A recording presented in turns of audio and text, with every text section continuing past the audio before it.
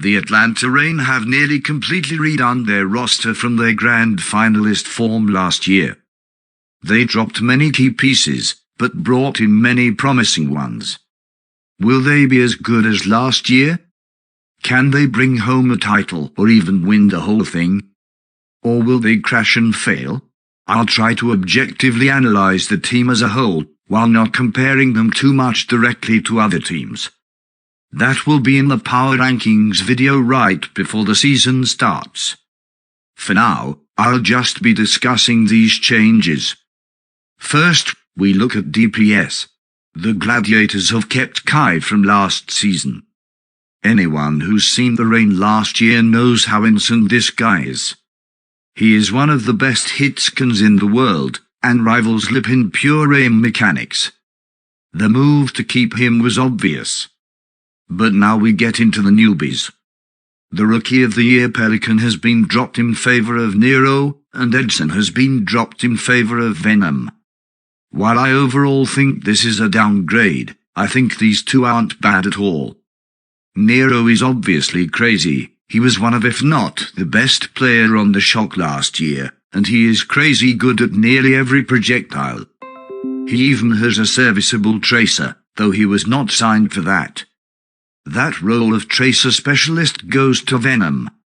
For those of you who aren't familiar with Venom, he has had an extremely unique path to pro.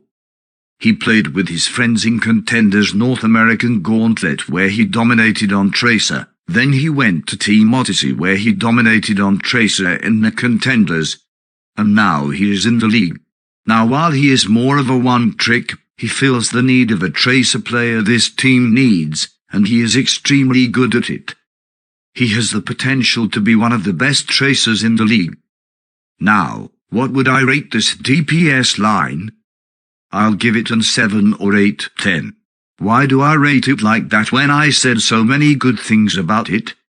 Well, the first weakness is a bit of a lack of flexibility.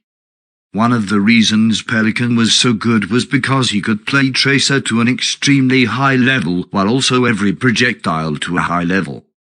Kai and Nero are both solid on it but can't match the top players like Lip, Proper, Leave or Pelican. And I think Overwatch 2, a new environment with a ton of changes, will reward flexibility heavily.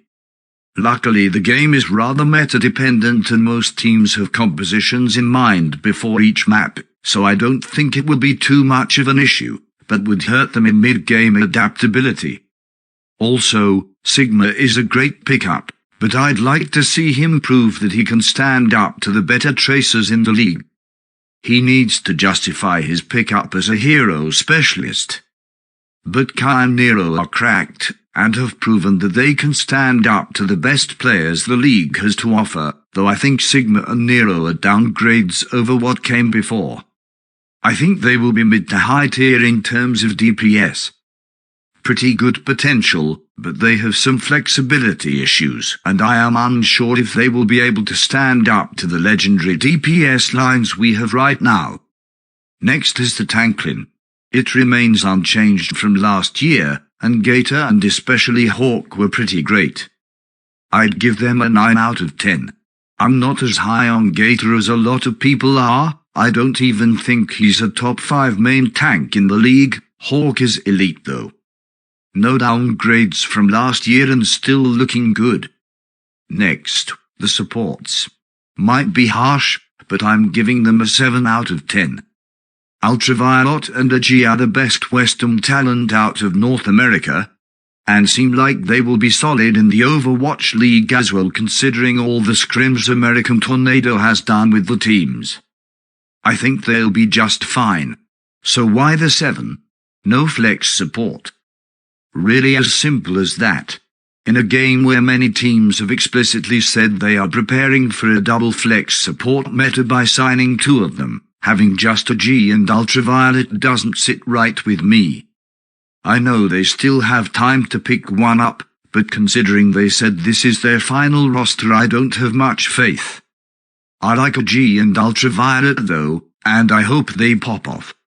So, what about the whole picture? Well, unfortunately they have lost one of their most key pieces to their success in 2021. Hunter has been repeatedly credited with their success in 2021, as they had a noticeable jump in competitiveness when he arrived. Without him, and with Brad confirming that there will be no more coaches added in the off-season, has me worried about their prospects in 2022. Overall, I think it'll be around the same as 2020. What happened in 2020? They were a middle-of-the-pack, gatekeeper team. They destroyed the teams below them, but had very few upsets. Now, I think there is potential in this team. They kept a very solid Tanklin as well as Kai, and their new prospects and Nero look quite promising. They could absolutely come out of nowhere and slap. But overall, I think they have downgraded at both DPS and support, and the loss of Hunter has me concerned, though again to reiterate, I do not think they are a bad team. All the players here are very good. I think they'll be a good team and very fun to watch, but overall middle-of-the-pack team similar to 2020. Thanks for watching and remember to like and subscribe for more. I upload almost daily Overwatch League videos and am trying to hit 100 subs by Season 5, so any subscription helps greatly. Thanks.